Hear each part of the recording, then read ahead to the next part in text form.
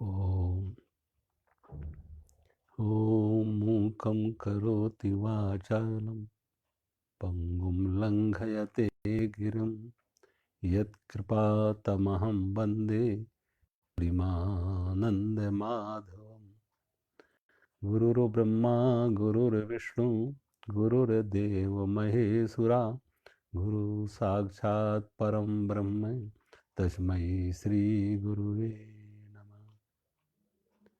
सर्वे भवन्तु सुखिनः सर्वे सन्तु निरामया सर्वे भद्राणि पश्यन्तु मा कश्चित् दुःखभाग् भवेत्।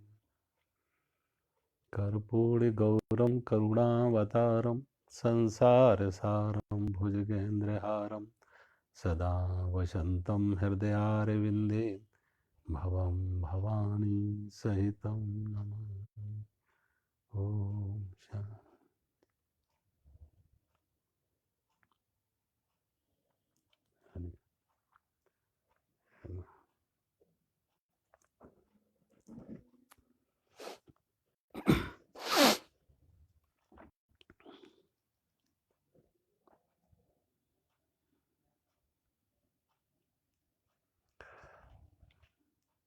गीता अध्याय 4 श्लोक नंबर 40।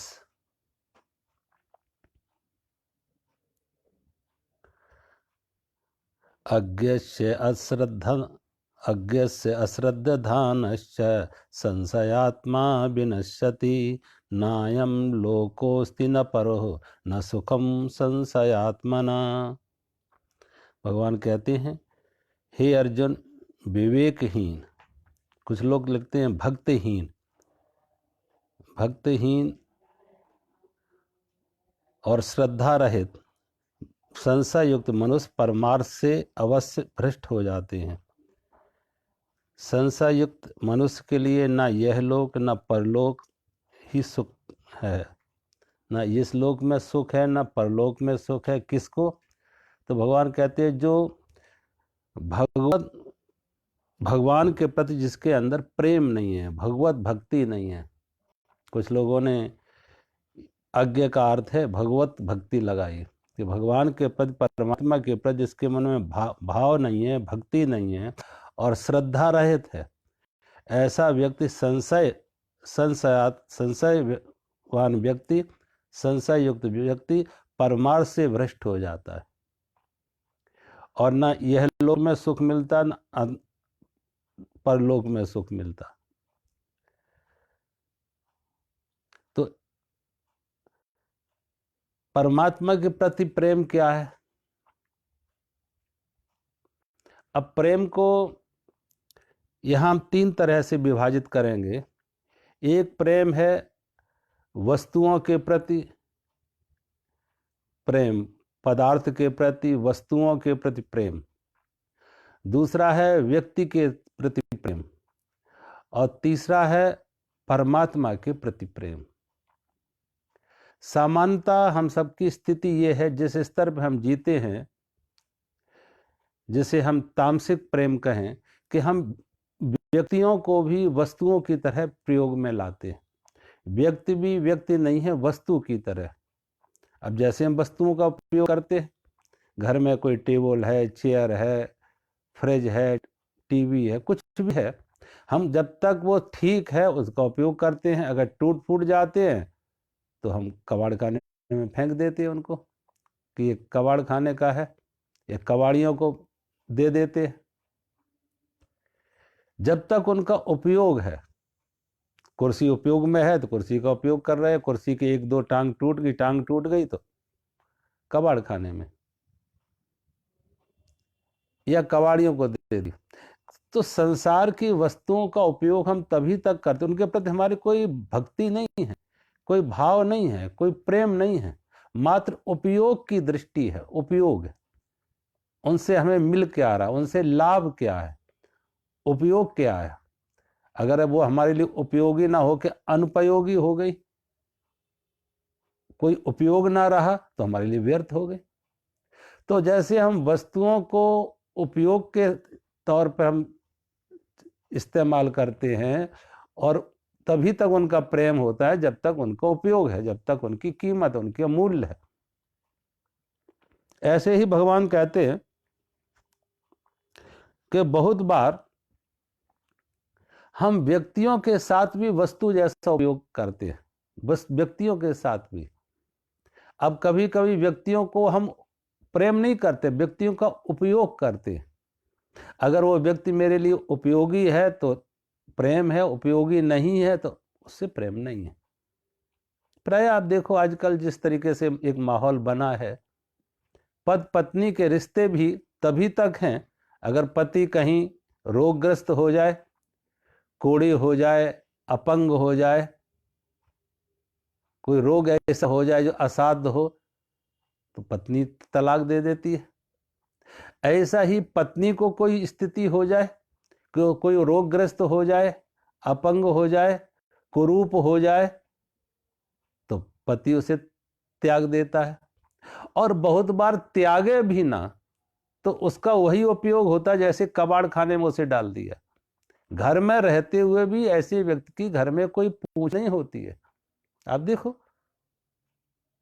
घर में जो वृद्ध होते हैं और जो धन कमा के अब नहीं हमें देते हैं, तो उनका उपयोग कितना होता है, एक कबाड़ खाने की तरह। कबाड़े में कहाँ पड़े हुए हैं कोई उनकी गिनती नहीं है, क्योंकि अब इनका उपयोग नहीं रहा। भज गोविंदम में भगवान शंकराचार्य ने भी इस बात को लिखा कि हमारे संसार के संबंध हैं कितने, कि जब तक व्यक्ति को धन कमाने की शक्ति है तभी तक हम उसे अपना अपना कहते हैं। यावत वित्तोपार्जन सकता, यावत वित्तोपार्जन सकता, तावत निज परिवारो रखता। पश्चात जीवित जर जर देहे, पश्चात जीवित जर जर देहे, वार्ताम कोपि न पृच्छति गेहे। भज गोविंदम भज गोविंदम, गोविंदम भज मूढ़ मते, गोविंदम भज मूढ़ मते। भगवान शंकराचार्य लिखते कि यावत वित्त उपार्जन सकता, जब तक धन कमाने की शक्ति, वित्त उपार्जन करने की शक्ति है, धन कमाने की शक्ति है, तावत निज परिवारों रखता, तभी तक सब अपना अपना कहेंगे, मेरा मेरा कहेंगे। पश्चात जीवित जर्जर जो है, जहां वृद्धावस्था आई, बुढ़ापा आई, धन कमाने की शक्ति जरा जीर्ण हुई, खत्म हुई, रिटायर्ड हुआ, फिर उस घर में वार्ताम को भी न पृच्छत गए, उस घर में कोई पूछेगा भी नहीं कि ये व्यक्ति है या मर गया। उसे ऐसे ही कबाड़ खाने में डाल देते हैं कि अब ये अनुपयोगी हो गया, इसका उपयोग नहीं रहा। सोचो, हमने व्यक्ति को व्यक्ति समझा था, ये व्यक्ति को हमने वस्तु समझी। अब वो अनुपयोगी हो गई, क्यों? धन कमा के नहीं दे रहा।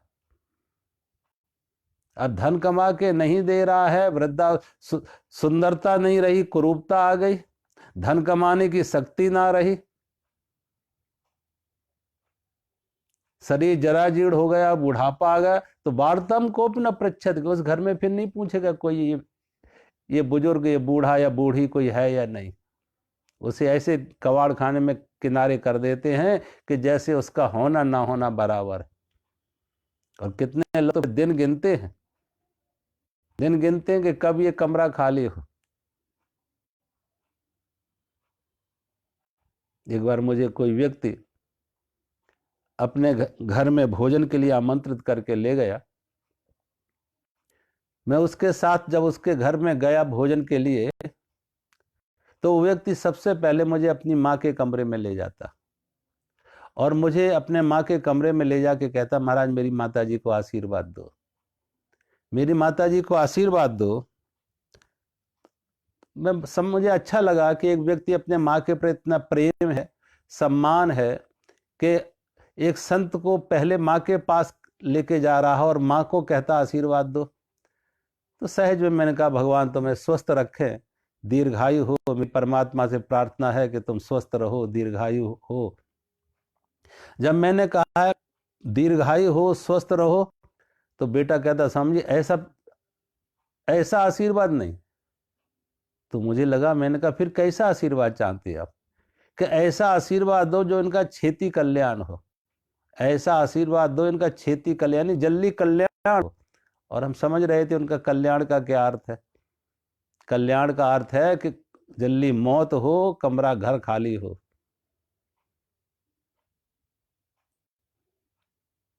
जब मैंने उनके मुंह से ये सुना कि ऐसा आशीर्वाद चाहते कि छेती कल्याण हो, जल्दी इनकी मौत हो, तो माँ के सामने ही बात कर रहा था। मैंने उस माँ से पूछा कि तुम्हारा बेटा चाह रहा कि ऐसा आशीर्वाद दूं जो जल्दी छेती कल्याण हो, आपका क्या कहना है।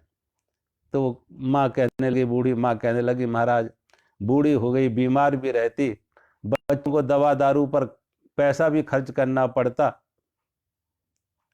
और मैं कोई सहारा नहीं है, बल्कि इनसे और उल्टी सेवा ले रही हूं, और इनके लिए मैं कोई सहारा भी नहीं हूं। इसलिए महाराज मरना तो मैं भी चाहती हूं, लेकिन मेरे मन में एक इच्छा है कि मेरे घर में मेरा एक ही पोता है, बेटे का बेटा पोता है, इसकी शादी हो जाए और पोतनू देखूं तो बहुत खुशी से, बहुत सुख से मरूंगी, बड़ा संतोष हो जाएगा। उसके सामने, बेटे के सामने ही उसने बात कही। मैंने उसको कहा, देखो तुम्हारा बेटा विवाह योग्य है, क्यों नहीं ले लेते रिश्ता, और बेटे का रिश्ता हो जाए, घर में पुत्र वधू आ जाए, और माँ पुत्र वधू के दर्शन कर। इसे परमात्मा के दर्शन नहीं चाहिए, इसे पोतनों के दर्शन चाहिए। पुत्र वधू के, पौत्र की पत्नी वधू का दर्शन चाहिए, इसे परमात्मा से कोई लेना देना नहीं। उसकी शादी कर लो तो बड़े संतोष से, सुख से ये मरेगी। तो जब मैंने उसको कहा बेटे का रिश्ता ले लो, तो वो कहने लगा, महाराज मेरे घर में 2 कमरे हैं, एक कमरे में मैं रह रहा हूं, एक कमरे में ये माँ रह रही। अब जब तक ये माँ कमरा खाली ना करे तो पोतनू आके कहाँ रहेगी। रिश्ते बहुत आ रहे और मुझे बार बार ना करना भी मुश्किल लग रहा। वह संकोच यही है कि कमरे 2 हैं, अब ये माँ से कैसे कमरा खाली करवाएं। कोर्ट कचहरी में जा नहीं सकते, सामाजिक लोग लग जाए है। आप संत महात्माओं से ही आशीर्वाद चाहते कि ऐसा आशीर्वाद दो छेती कल्याण हो। अब सोचो इस व्यक्ति की क्या स्थिति। वही है कि कैसे भी, अब जो कबाड़ खाने में तो डाल दिया माँ को, अब किसी कबाड़ी को भी दे दे। अब कबाड़ी को दे नहीं सकते तो मौत ही एक है कि इस कबाड़े को मौत उठा के ले जाए। मौत ही वो कबाड़िया है कि इस बूढ़ों को उठा के ले जाए, घर खाली कराए। ऐसे लोगों को क्या कहोगे। ये व्यक्ति का उपयोग भी वस्तु की तरह कर रहे हैं। वो प्रेम नहीं है, उपयोग है। प्रेम नहीं है, उपयोग है। तो इनके लिए व्यक्ति ना रहा, व्यक्ति भी एक वस्तु है। सारे रिश्तों को आप देखो, इसलिए उपनिषदों में लिखा है कि आत्मनस्तु कामाय पुत्रम प्रिय भवतु, आत्मनस्तु कामाय पत्नी प्रिय भवतु, आत्मस्तु कामाय पति प्रिय भवतु, आत्मनस्तु कामाय सर्वम प्रिय भवतु। हम जिन्हें जिन्हें जिन से हमें सुख मिलता है उन्हें हम प्रेम करते हैं। जिनसे हमें सुख मिलता उन्हें, पिता को पुत्र से सुख मिलता तो पिता पुत्र को प्रेम कर रहा, पुत्र को पिता से सुख मिल रहा तो पुत्र पिता को प्रेम कर रहा, पत्नी को पति से सुख मिल रहा, पत्नी पति को प्रेम कर रही, पति को पत्नी से प्रेम मिल रहा, सुख मिल रहा तो पति पत्नी को प्रेम करे। आत्मनस्तु कामाय, सब अपने अपनी कामना के लिए, अपने अपनी सुख का मांग के लिए प्रेम है। ये प्रेम नहीं है, उपयोग है। प्रेम नहीं है, उपयोग है, वस्तुओं की तरह।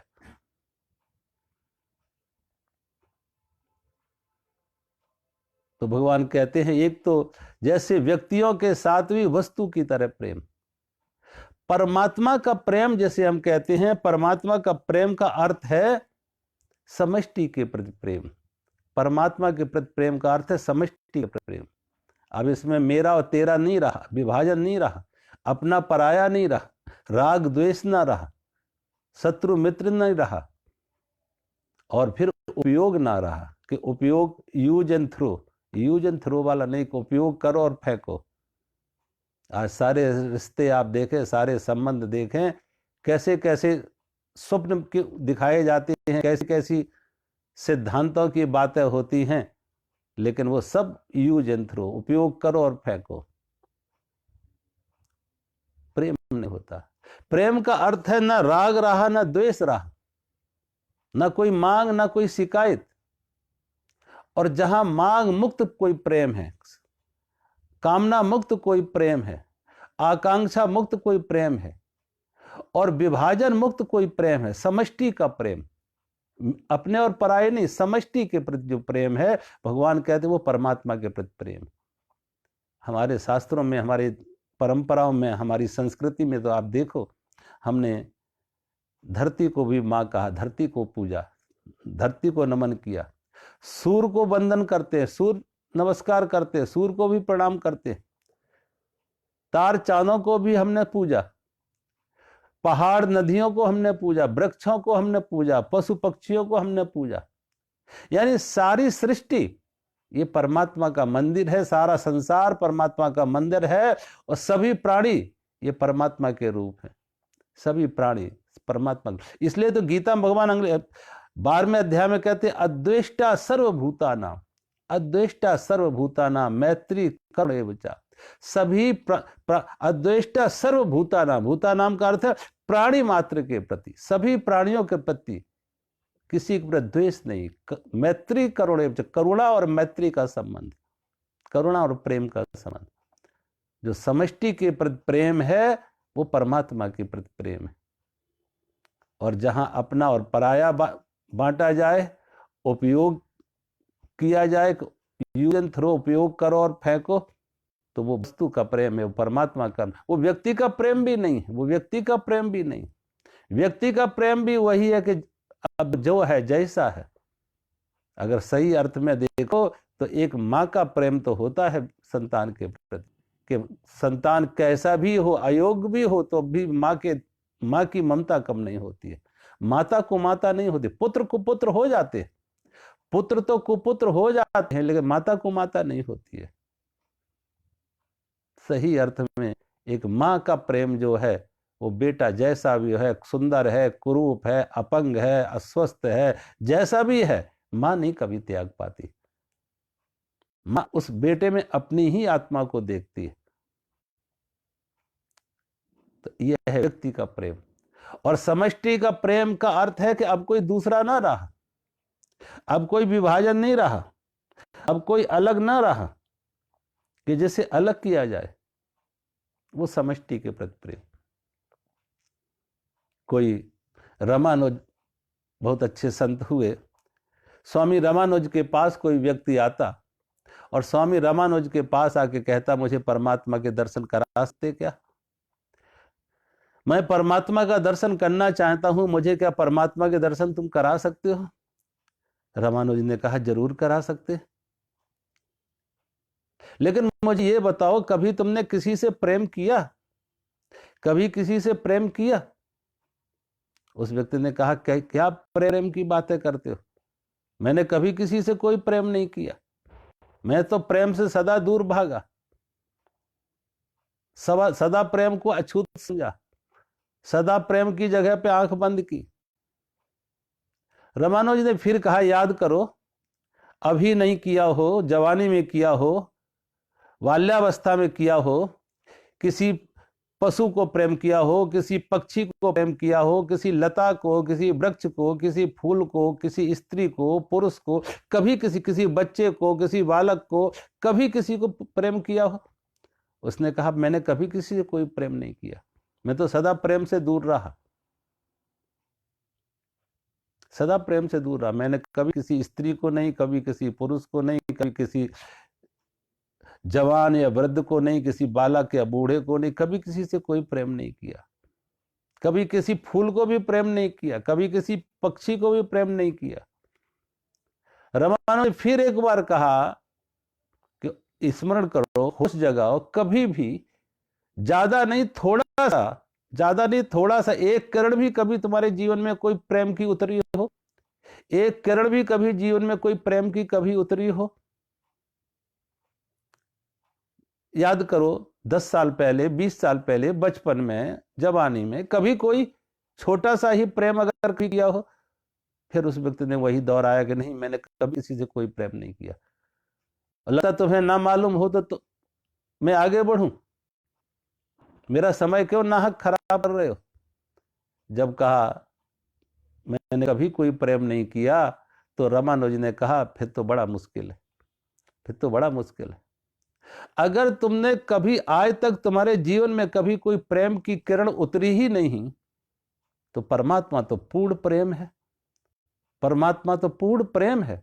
जिसके जीवन में प्रेम की एक किरण भी ना उतरी हो, वो पूर्ण परमात्मा तक कैसे पहुंचेगा, पूर्ण सूर्य तक कैसे पहुंचेगा? अगर सूर्य की एक किरण भी जिसने कभी ना देखी हो, वो सूर्य के प्रकाश को कैसे जान पाएगा? सूर्य को प्रकाश का जानना तो तभी हो सकता है, एक किरण भी अगर तुम्हारे जीवन में कभी उतरी, तो उसी किरण के सहारे आगे की यात्रा सब शुरू हो सकती है। वो किरण तुम्हारे लिए एक साधन बन सकती है, सहारा बन सकती है, एक मार्ग बन सकती है उस परम पुंज तक पहुंचाने के लिए, पूर्ण प्रकाश तक पहुंचाने के लिए। और जिसने कभी जीवन में, जिसने कभी एक किरण भी ना उतरी हो, इसका अर्थ है कि वो आंख से अंधा है, उसके पास आंख ही नहीं है देखने की, आंख ही नहीं है देखने की, वो सूर्य के रोशनी को देख। और जिसने एक किरण भी ना देखी, पूरे सूर्य को कैसे देख पाएगा? जिसने कभी एक किरण भी ना देखी हो, पूरे सूर्य को कैसे देख पाएगा, कैसे सहन कर पाएगा? परमात्मा है पूर्ण प्रेम, परमात्मा है परम प्रेम।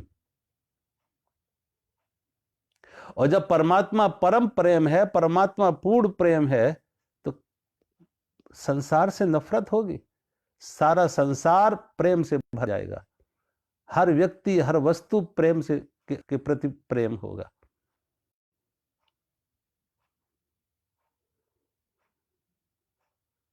कभी कभी ऐसे महापुरुषों को तुम देखो, संतों को देखो, हर चीज को कितना संभालते हैं।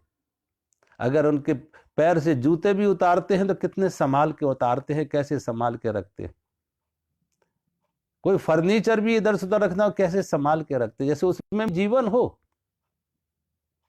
एक कीट पतंग को भी देखेंगे, उसे भी क्षति ना पहुंचाना चाहेंगे, कैसे हम कुछ क्षति पहुंचाएं। और एक फूल को तोड़ना भी उन्हें फूल की हत्या लगेगा, फूल का तोड़ना भी उन्हें फूल की हत्या लगेगा। जो समष्टि में परमात्मा को देखने का अर्थ समष्टि के प्रति प्रेम। और जो पर समष्टि के प्रति प्रेम है, परमात्मा के प्रति प्रेम है, वो सबके प्रति प्रेम है। अगर प्रेम, आज हम तो उल्टा समझते कि प्रेम का अर्थ है मात्र संसार, और प्रेम का अर्थ है परमात्मा का विरोधी। ऐसा लोगों की समझ बनेगी कि प्रेम का अर्थ है परमात्मा के विरोध में जाना, धर्म से दूर जाना। इसलिए शास्त्रों ने परमात्मा को परमात्मा नहीं कहा, प्रेम कहा। Love is God. प्रेम ही परमात्मा है, प्रेम ही भगवान है। और ये प्रेम समष्टि के प्रति प्रेम। जब हमारे मन बहुत शांत हो, तो देखो कभी जब मन तुम्हारा शांत हो, तुम्हारे मन से सहज ही करुणा और प्रेम उसका सुवास है। जैसे फूल खिले, फूल का खिलना और सुगंधी का आना साइमल्टेनियसली होता है, एक साथ होता है। फूल खिलता है, सुगंधी से भर जाता है। फूल का खिलना और सुगंधी का आना एक साथ। ऐसे ही जब हमारा मन शांत होता है, मन खिलता है, मन शांत होता, स्वस्थ होता, तो करुणा और प्रेम उसकी सुगंधी की तरह बिखरती है।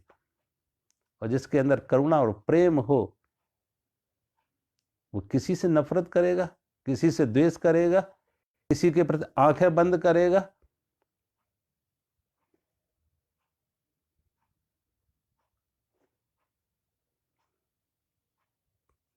स्वामी विवेकानंद के जीवन की एक घटना।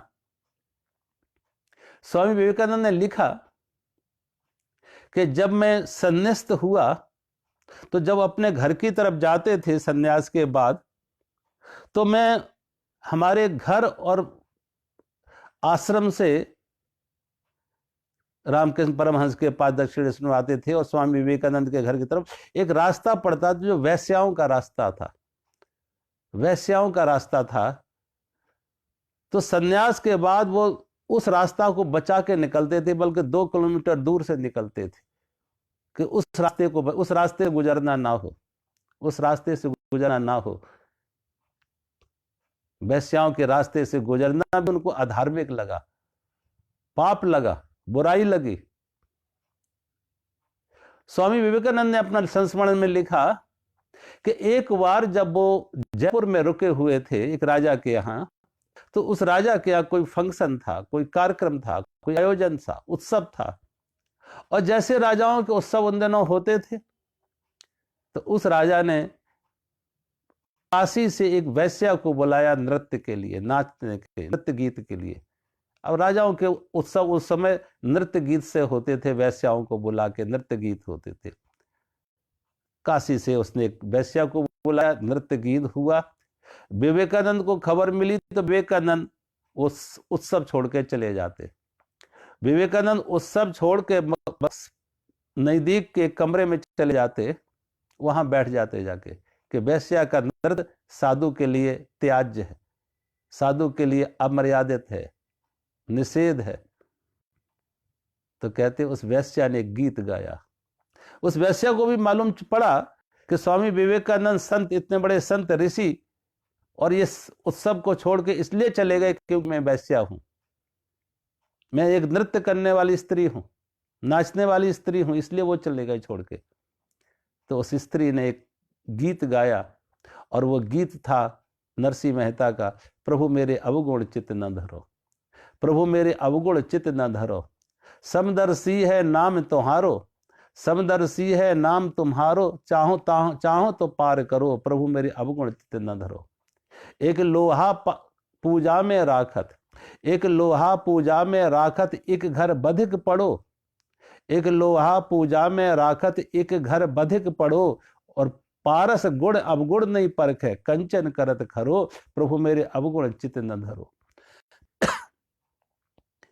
एक नदिया एक नार कहावत, मैलो नीर भरो, एक नदिया एक नार कहावत, मैलो नीर भरो, और दोनों मिलकर एक वर्ण भर सुरसर नाम परो, प्रभु मेरे अवगुण चित्त न धरो, प्रभु मेरे अवगुण चित्त न धरो। जब उस वैश्या ने, उस स्त्री ने ये गीत गाया, तो स्वामी विवेकानंद गीत सुन ना सके, दौड़ते हुए आते, और वो स्त्री जो गीत गा रही थी उसके आंखों से आंसू झर रहे थे, उस स्त्री के आंखों से आंसू झर रहे थे। विवेकानंद उसके सामने आते, उसे नमन किया और कहा मुझे क्षमा करना, मुझे क्षमा करना। आज पहली बार विवेकानंद कहते कि मेरी आंख खुली, मुझे उस वैश्या में वैश्या नहीं दिखी, मुझे साक्षात काली मां दिखी, देवी दिखी, दुर्गा दिखी। वो प्रेम परमात्मा का प्रेम, एक बुरे में भी प्रेम परमात्मा को देख लेना, अच्छे में ही नहीं बुरे में भी एक परमात्मा को देख लेना। ये जब दृष्टि आए, ऐसी दृष्टि जब आ जाए, तो भगवान कहते ऐसे व्यक्ति के मन में वो परमात्मा का प्रेम है। और जिसके मन में ऐसा परमात्मा के प्रति ऐसा प्रेम है, वो समष्टि में पर हर रूप में, अगर फूल में परमात्मा है तो कांटे में भी परमात्मा है, राम में परमात्मा है तो रावण में भी परमात्मा है, अच्छे में परमात्मा है तो बुरे में भी परमात्मा है।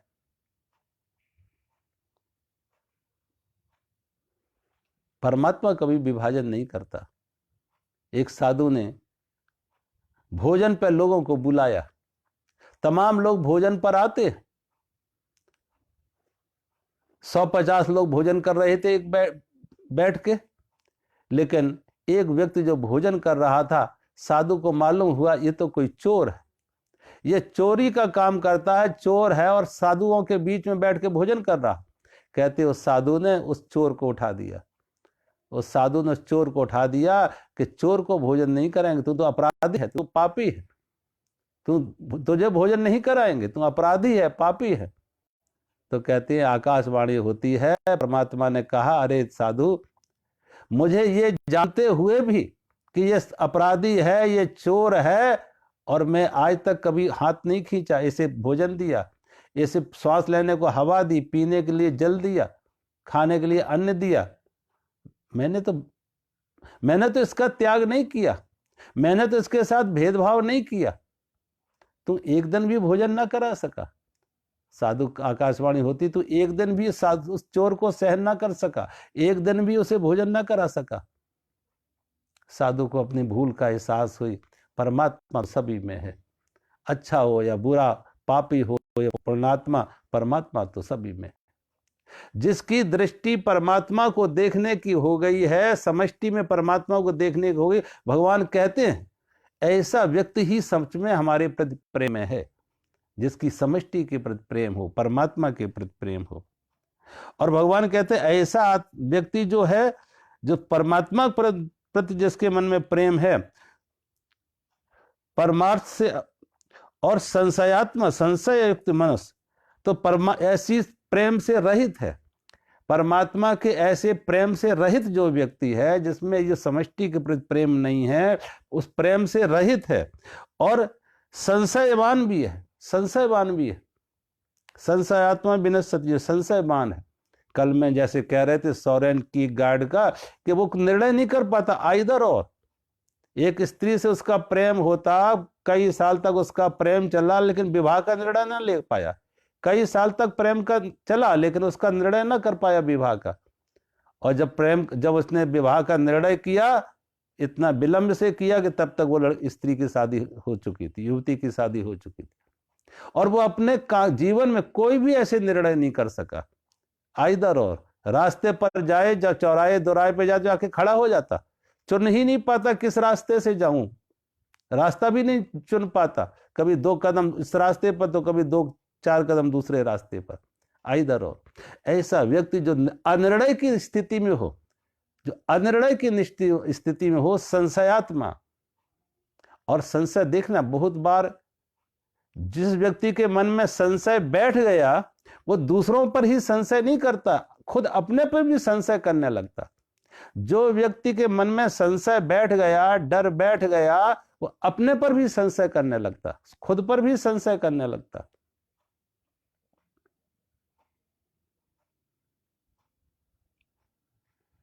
एक व्यक्ति, स्त्री मुझे अमेरिका में मिली, वो कहती है 3 साल तक पागल खाने में रही थी।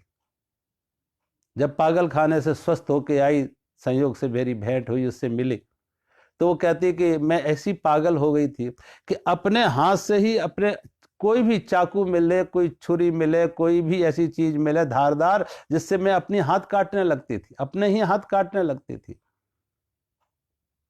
तो मुझे ऐसा पागलपना हुआ, फिर मुझे अस्पताल में भर्ती किया गया, इलाज चला 2-3 साल, अब मैं स्वस्थ हूं। तो मैंने पूछा, आखिर जब तुम अपने हाथ को काटती थी किसी धारदार चीज से, चाकू से, तो क्यों काटती थी, क्यों काटती थी? तो उसने कहा, मुझे ऐसा लगता था कि मेरे हाथ कहीं मेरा ही गला ना दबा दें, मेरे हाथ मेरा ही गला ना दबा दें, इसलिए मैं अपने हाथों को काटती थी। इसलिए अपने हाथों को ही काट के, हाथ ही काट दो तो ये हाथ गला ना दबा पाएंगे।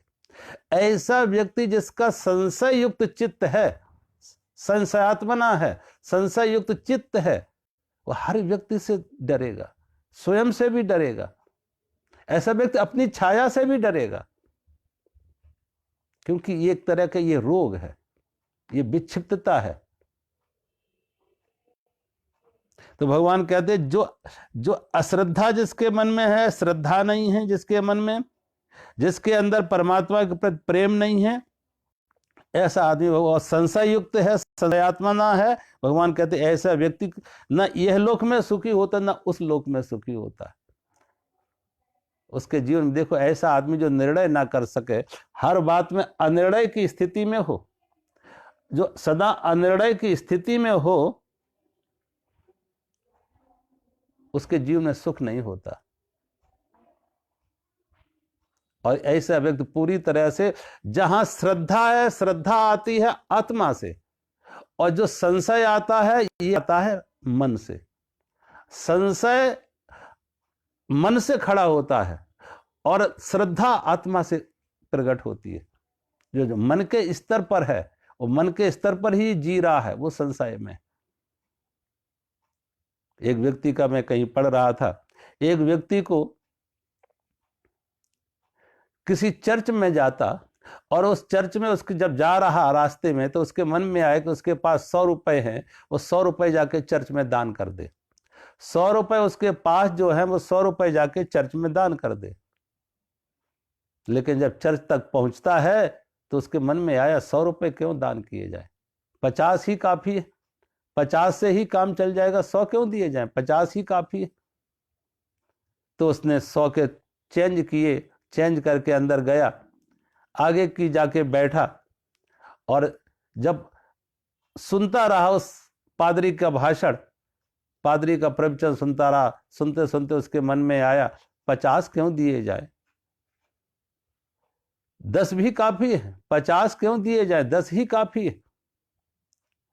और भाषण सुनते सुनते उसके मन में आया कि 10 का क्या काम है, कौन सा या परोपकार का काम है, 10 क्यों दिए जाए, और क्या जरूरत है, यहां तो देने वाले बहुत हैं, एक भी काफी है।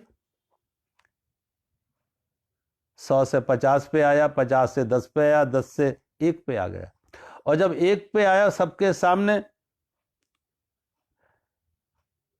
वो डोनेशन का बॉक्स आता, तो उसके मन में आता क्यों 1 दिया जाए, क्यों नहीं 1 उठा ही लिया जाए। ये मन ऐसे ही बदलता है, तत्क्षण पल पल बदलता है। मन के स्तर पर जियोगे, मन के साथ रहोगे, मन को पकड़ोगे, मन पर रहोगे, मन पर आश्रित रहोगे, मन पर ज्यादा भरोसा करोगे, तो ये मन ऐसे ही पल पल क्षण क्षण बदलेगा। इसलिए भगवान कहते संशय आत्मा विनश्यति। और न इस लोक में उनको सुख, न परलोक में, न शरीर के स्तर पर कोई सुख उन्हें मिला है, और न मन के स्तर पर कभी कोई सुख मिलेगा। बाहर के संसार में भी वो कृपण है, बाहर के संसार में भी वो दरिद्र है, और भीतर के संसार में भी वो दरिद्र है। बाहर भी दरिद्रता, अंदर भी दरिद्रता, बाहर की भौतिक दरिद्रता, अंदर की आध्यात्मिक दरिद्रता, दोनों तरह की दरिद्रता से ग्रस्त है ऐसे व्यक्ति जो संशयात में है, न इस लोक में न परलोक में, न बाहर न भीतर, दोनों तरफ से दरिद्रता उन्हें घेरे हुए, दुख घेरे हुए, पीड़ा घेरे हुए। आगे के श्लोक में भगवान कह रहे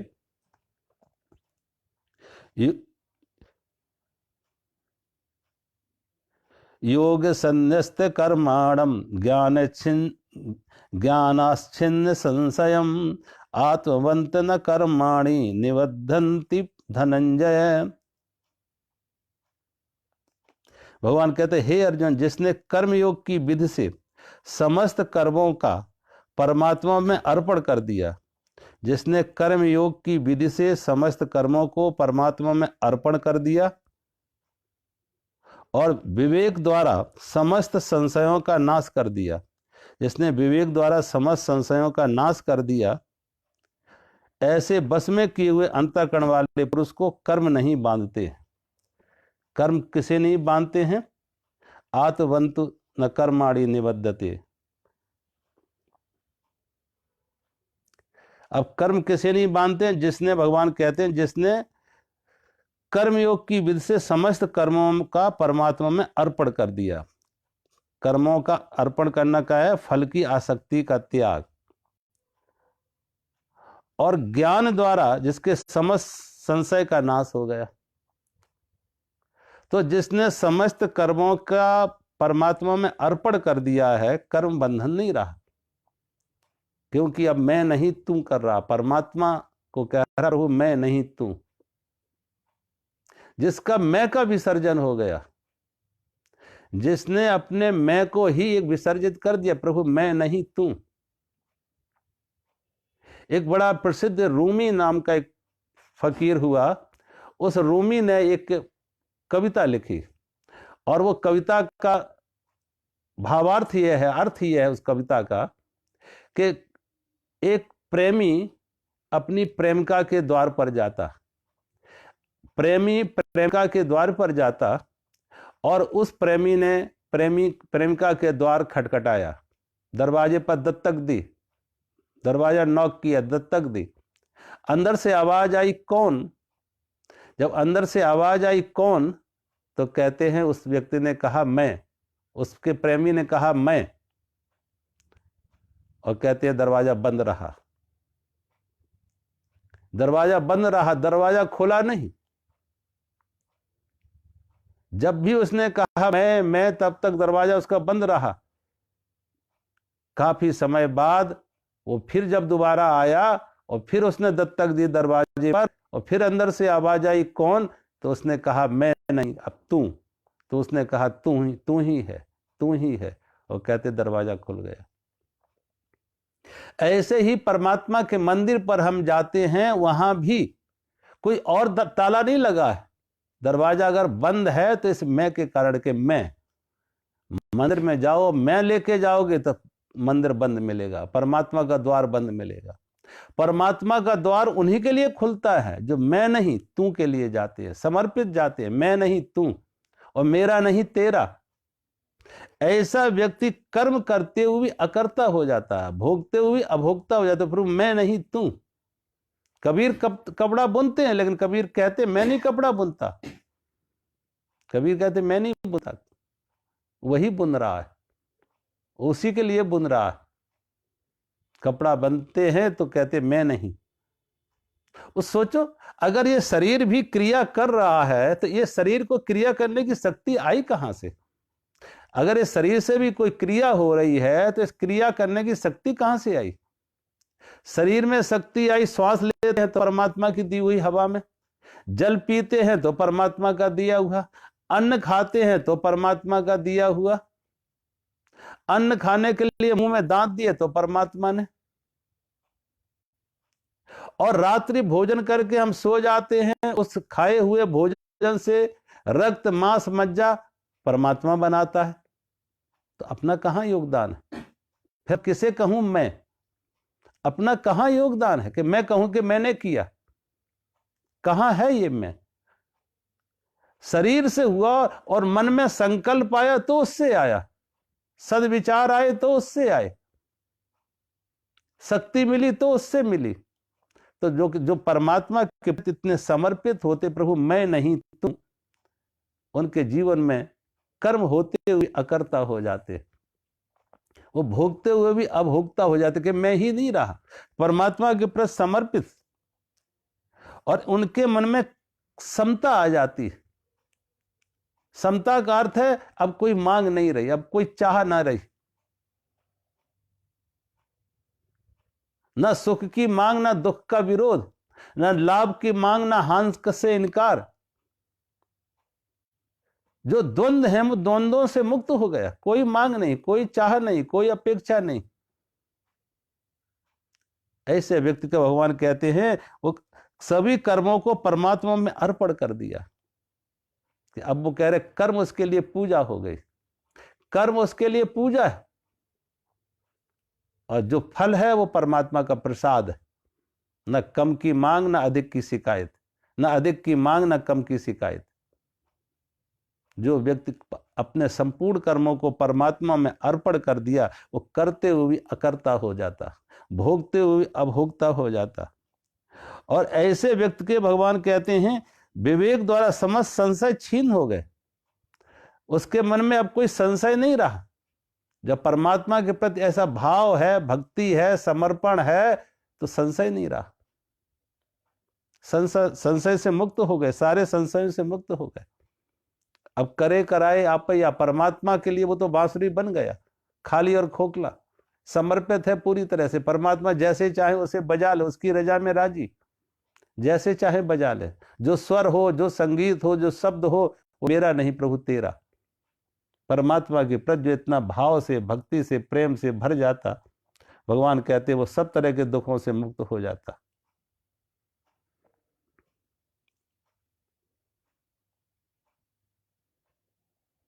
और जो ऐसे सब प्रकार के दुखों से मुक्त हो जाता, विवेक द्वारा समस्त संशयों का नाश कर दिया, बस में किए हुए अंतःकरण वाले पुरुष कर्म से नहीं बनते। अब उसका अंतःकरण, मन बुद्धि भी उसके बस में है, क्योंकि ये मन बुद्धि ही तो बंधन डाल रहा था। मन बुद्धि में ही तो कामनाएं उठ रही थी, वासनाएं उठ रही थी, राग था, द्वेष था, मान था, तरह तरह की जो कामनाएं थी, काम, क्रोध, लोभ, मोह, अहंकार, ईर्षा, भय, ये सब मन बुद्धि में ही तो थे। तो ऐसा व्यक्ति का जो है वो अंतःकरण पवित्र हो गया, क्योंकि मन बुद्धि से मुक्त हो गया, अहंकार रहित हो गया, कामना शून्य हो गया, पूरी तरह परमात्मा के प्रति समर्पित हो गया। और जो समर्पित है परमात्मा के प्रति, वो कर्म से नहीं बनते, वो कर्म करते हुए भी अकर्ता हो जाता है, ऐसा व्यक्ति भोगते हुए भी अभोक्ता हो जाता है। इसलिए भगवान कहते हैं, अगले श्लोक में भगवान कह रहे हैं, हे अर्जुन, तस्माद तस्माद अज्ञान संभूतम हृस्थम ज्ञानासितमात्मना ज्ञानासिनात्मना छित्त्वे वैनम संशयम योगम उत्तिष्ठ उत्तिष्ठ भारत। इसलिए हे भरतवंशी अर्जुन, हृदय में स्थित इस अज्ञान जनित अपने संशय का विवेक ज्ञान रूप तलवार द्वारा छेदन करके समत्व रूप कर्म योग में स्थित हो जा और युद्ध के लिए खड़ा हो जा। छित्त्वेनम संशयम योगम। तो भगवान कहते हैं, इसलिए हे अर्जुन, हृदय में स्थित इस अज्ञान जनित अपने संशय का, अज्ञान जनित संशय का क्या है? अज्ञान जनित, जो अज्ञान से संशय पैदा हुआ। और देखो, संशय का अर्थ है अज्ञान। जब भी संशय का अर्थ है अज्ञान जनित, ज्ञान से संशय मुक्त हो गए, अज्ञान से संशय आएगा, और जब अज्ञान से संशय आएगा तो विवेक खत्म हो जाएगा। तो भगवान कहते हैं, विवेक के ज्ञान की तलवार लेके संशय से मुक्त हो जा।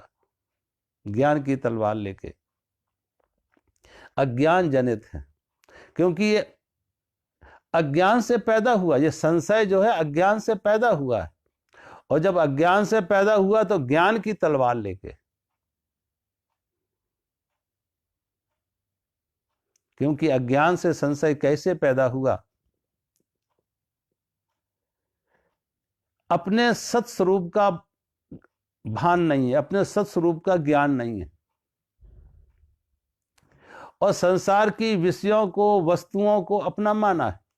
शरीर को अपना माना है, मन बुद्धि को अपना माना है, इंद्रियों को अपना माना है कि मैं ये हूं, मैं ये शरीर मन बुद्धि इंद्रियों का जोड़ मैं हूं। इनके साथ तादात्म्य है, और जब इनके साथ तादात्म्य है तो इनके साथ जो संसार के वस्तु और विषय जुड़े हुए, जो सांसारिक विषय जुड़े हुए हैं, वस्तुएं जुड़े हुए हैं, व्यक्ति जुड़े हुए हैं, भोग जुड़े हुए हैं, उनके प्रति आसक्ति होगी। और फिर उसमें कहां सुख है, कहां दुख है, कहां मान, कहां लाभ, कहां संयोग भी हो, वो चुनाव भी होगा। ये चाहिए, ये नहीं चाहिए, ये चाहिए, ये नहीं चाहिए, ये भी होगा।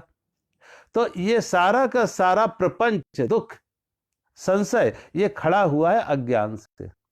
और जब ज्ञान आता है, जब ज्ञान आती है, तो ज्ञान से क्या हुआ?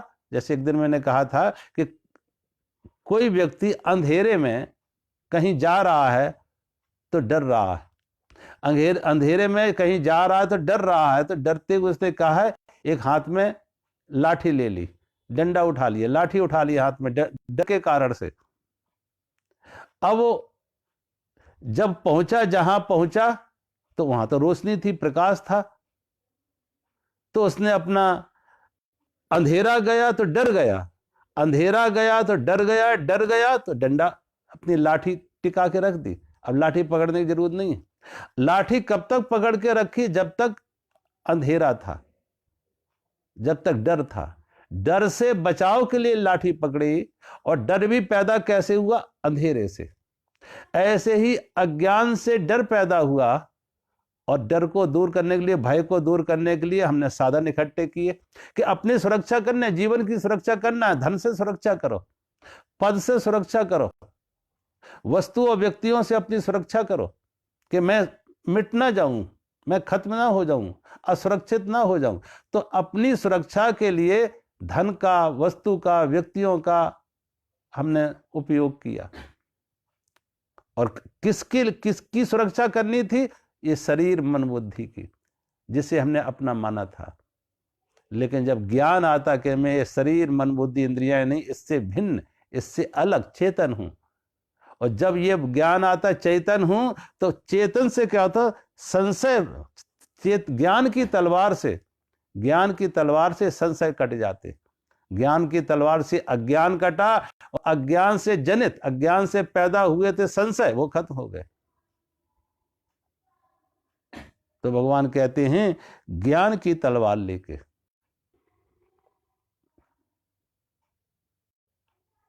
रामकृष्ण परमहंस के जीवन की एक घटना, कहते हैं रामकृष्ण परमहंस के जीवन की एक घटना कि रामकृष्ण परमहंस देवी के उपासक थे। देवी के उपासक थे।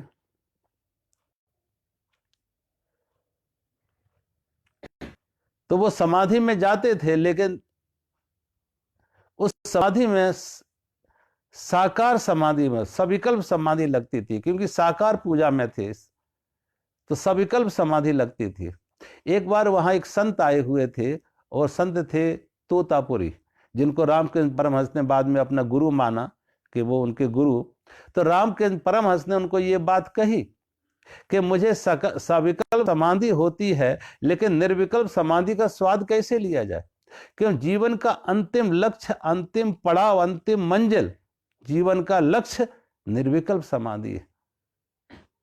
तो ये आखिरी सीढ़ी तक कैसे पहुंचे? अंतिम सीढ़ी तक कैसे पहुंचे? ये एक सीढ़ी और कैसे ये हटे, ऊपर बढ़े?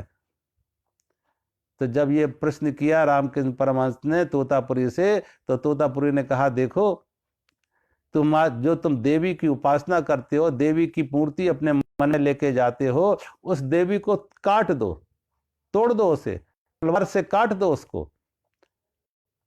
तो रामकृष्ण परमहंस तो पहले तो बड़े नाराज हुए। आप कैसे नास्तिक हो कि जिस माँ से मैंने संबंध जोड़ा, जिस माँ से हमने इतना प्रेम जोड़ा है, उस माँ पे तुम तलवार चलने की बात कहते हो, तोड़ने की बात कहते हो? और कहते मंदिर में जाके रोए भी।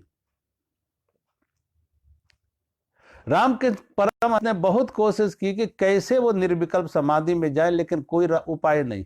ये आकार, ये मूर्ति, ये साकार, ये सगुण उनका रुकावट बन जाती। तो रामकृष्ण परमहंस ने पूछा तोतापुरी से कि तलवार कहां से लाएंगे? वहां तलवार कहां है? तलवार कहां से लाएंगे? तो तोतापुरी ने कहा, जैसे तुमने मूर्ति को अंदर ले गए हो, वैसी तलवार भी अंदर ले जाओ। जैसे मूर्ति अंदर ले गए हो, प्रतिमा को अंदर ले गए हो, रूप को अंदर ले गए हो, वैसे तलवार को अंदर ले जाओ। रामकृष्ण परमहंस ने कहा, लेकिन मैं तो जब ध्यान में होता तो भूल ही जाता, तलवार की बात ही भूल जाते।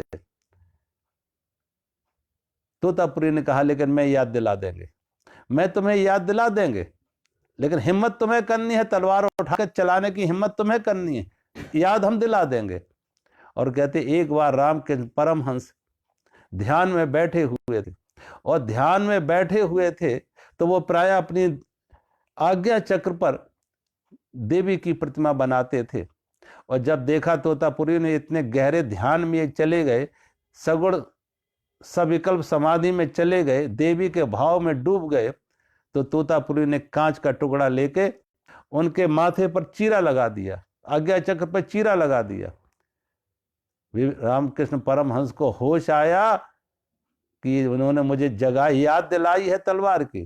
तो रामकृष्ण परमहंस ने वहीं से तलवार उठा के, और कहते हैं उस देवी के टुकड़े कर दिए। और रामकृष्ण परमहंस 3 दिन तक कहते निर्विकल्प समाधि में पड़े रहे, निर्विकल्प समाधि। अंतिम रुकावट भी हट गई, अंतिम सीढ़ी भी हट गई, ऊपर बढ़ गई, एक कदम और आगे बढ़ गए, अंतिम सीढ़ी, अंतिम मुकाम तक, लक्ष्य तक। रामकृष्ण परमहंस ने कहा कि तुम ठीक कहते थे, जैसे हम मूर्ति को अंदर ले गए, रूप को अंदर ले गए, आकार को अंदर ले गए, वैसे ही हम तलवार को भी अंदर लेके जा सकते। ज्ञान, भगवान कहते ज्ञान की तलवार लेके, ज्ञान की तलवार लेके इस संशय को काटना है, संशय को नष्ट करना। विवेक की तलवार, ज्ञान की तलवार लेके, और जब ज्ञान की तलवार से सदै को नष्ट करना, फिर क्या होगा? भगवान कहते हैं समत्व योग में प्रति स्थित हो गए और फिर युद्ध के लिए खड़े हो जाओ। समत्व योग में स्थिर होकर युद्ध के लिए खड़े हो। समत्व योग यानी समता में। समता का अर्थ है चित्त का डमाडोल ना होना, अनवेबरिंग, कंपित ना होना, ठहर। जैसे प्रकाश, किसी दीपक की लौ जहां पे हवा का झोंका ना हो, जैसे दिया की लौ ठहर जाती है, जितनी दिया की लौ ठहर जाती है, दीपक की ज्योति ठहर जाती है, उतना प्रकाश गहन हो जाता, सघन हो जाता, तेज हो जाता। जब तक वो कंपित है तो प्रकाश नहीं होता ज्यादा। ऐसे ही जब चेतना अकंप हो जाए, किसी भी तरह से कंपित ना हो, डमाडोल ना हो, ठहर जाए, तो भगवान कहते जिसका मन ऐसे ठहर गया समता में, और जब समता में ठहर गया, अकंप हो गया, भगवान कहते फिर ना वो उससे कोई पाप नहीं होगा, उससे कोई, क्योंकि उसकी कोई मांग नहीं रहे। जो कंपन हो रहा था, बेवरिंग हो रही थी, मन का कंपित होना का अर्थ है कामना। कामना के थपेड़े लग रहे थे, वासनाओं के झोंके लग रहे थे, और जब तक ये वासनाओं के झोंके लगेंगे, कामनाओं के थपेड़े लगेंगे, तब तक मन कंपित रहेगा, विषमता में रहेगा। और विषमता है दुख, विषमता है पीड़ा, और समता है सुख, समता है आनंद। ना जब सुख रहा, ना दुख रहा, ना मान रहा, ना अपमान रहा, ना लाभ रहा, ना हानि रही, ना इस पक्ष ना उस पक्ष, दोनों के बीच में ठहर गया व्यक्ति। जहां ठहराव आ जाए, भाई चेतना में ठहराव आ जाए, उसी को तो जो हम लोग कहते हैं ना हेल्थ, जैसे स्वास्थ्य का अर्थ है कि स्वयं में जो ठहर गया, उसी को कहते स्थित प्रज्ञ, जिसकी प्रज्ञा ठहर गई, प्रज्ञा जिसकी स्थिर हो गई, ठहर गई, जिसकी प्रज्ञा स्थिर हो गई, ठहर गया। अर्जुन का मन में पीड़ा क्यों है? आज अर्जुन जो दुखी हो रहा है, गांडीव गिरा रहा है, युद्ध करने से इनकार कर रहा है, अपने क्षत्रिय धर्म के पालन से, क्षत्रिय धर्म से पलायन कर रहा, वो किस लिए पलायन कर रहा? कि इसलिए पलायन कर रहा क्योंकि ये अपने हैं, अपने और पराये का भाव है। जब तक अपने और पराये का ये भाव है, ये तादात्म्य है, ये मेरा तेरा है, ये अहंकार है, ये ममता है, तो चित्त में समता नहीं होगी, चित्त में विषमता होगी। चित्त में समता तभी होती है जब कोई अपना ना रहा, ना पराया रहा, ना अहंकार है, ना ममता है। तो ऐसा चित्त भगवान कहते हैं जो कामना मुक्त हुआ, मांग मुक्त हुआ, चाह मुक्त हुआ, ममता मुक्त हुआ, भगवान कहते हैं वो उसकी चित्त में समता आ गई, समत्व योग में चला गया। उसके लिए अब करते हुए भी अकर्ता हो गया।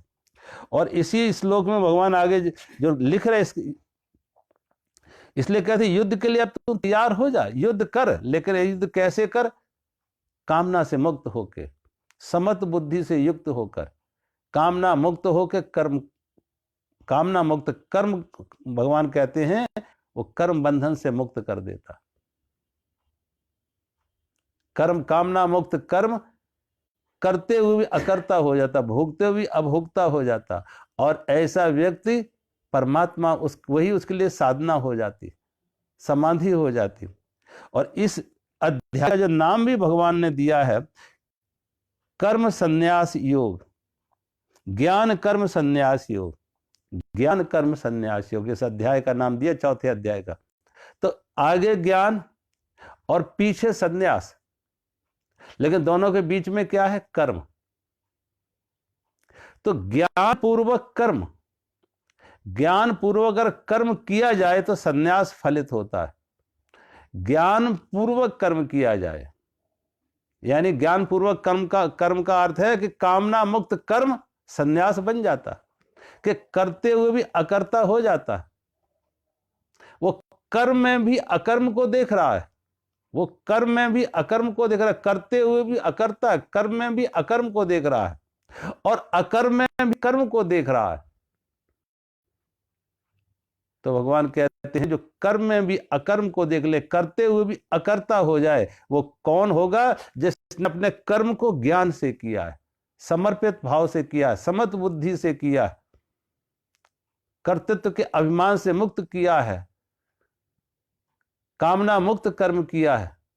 ऐसा भक्त भगवान कहते कर्म कैसे हो ज्ञान कर्म, ज्ञान पूर्वक कर्म किया जाए तो संन्यास फलित होता है। संन्यास फलित होता है कि वो करते हुए भी अकर्ता हो जाता है, कर्म के बंधन से मुक्त हो जाता है, संन्यास फलित होता है। तो भगवान कहते हैं ऐसा व्यक्ति जो ज्ञान कर्म संन्यास योग, जैसा इस अध्याय का नाम है।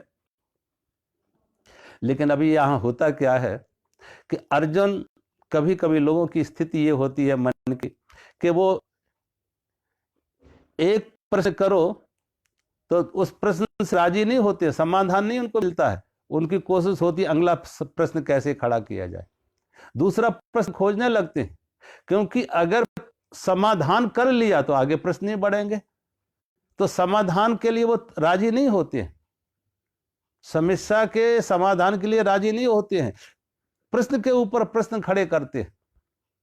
अगर ये प्रश्न का उत्तर मिल गया तो अगला प्रश्न खड़ा कर लेंगे, अगला प्रश्न का उत्तर मिल गया तो फिर अगला प्रश्न खड़ा कर लेंगे, क्योंकि वो समाधान के लिए राजी नहीं है, वो कुछ ना कुछ तर्क खोज रहे हैं, कुछ ना कुछ पहले निर्णय लिए बैठे और घुमा फिरा के अपने निर्णय से हट नहीं रहे। अब अर्जुन को युद्ध करने से पलायन करना है तो कोई ना कोई बहाना तर्क खोज रहा है, एक तर्क काम नहीं आया तो दूसरा तर्क का भगवान ने उत्तर दिया तो तीसरा प्रश्न, तीसरे प्रश्न का उत्तर दिया तो चौथा प्रश्न, ऐसे प्रश्न से प्रश्न निकलते चले जा रहे। तो भगवान ने जब इस चौथे अध्याय में उसके इन प्रश्नों का उत्तर दिया तो उसने एक अगला प्रश्न और खड़ा निकाल लिया, इस समाधान से, इन उत्तरों से भी एक और प्रश्न नया निकाल लिया। और वो अगला प्रश्न क्या निकाला अर्जुन ने, वो कल में गीता का 5वां अध्याय लेंगे और 5वां अध्याय गीता का जो शुरू होगा वो अर्जुन के प्रश्न से ही होगा कि अर्जुन का प्रश्न, और अर्जुन पूछेगा कि सांख्य और कर्मयोग में श्रेष्ठता इनमें कौन श्रेष्ठ है, सांख्य श्रेष्ठ है या कर्म श्रेष्ठ है, कर्मयोग या सांख्य योग, संन्यास या कर्म निष्काम कर्मयोग। तो अब उसने एक और नया प्रश्न उसमें से निकाल लिया, उस प्रश्न पे हम कल बात करेंगे। आज गीता का ये चौथा अध्याय यहीं समाप्त होता है, इसलिए यहाँ इस भगवान कहते ओम तत्सत इति श्रीमद् भगवद गीतासु उपनिषत्सु ब्रह्म विद्यायाम योग शास्त्रे श्री कृष्ण अर्जुन संवादे ज्ञान कर्म संन्यास योगो नाम चतुर्थ अध्याय। तो चौथा अध्याय यहाँ पूरा होता है, कल हम 5वें अध्याय पर बात करेंगे। तो मेरा सभी को प्रणाम, हरि ओम।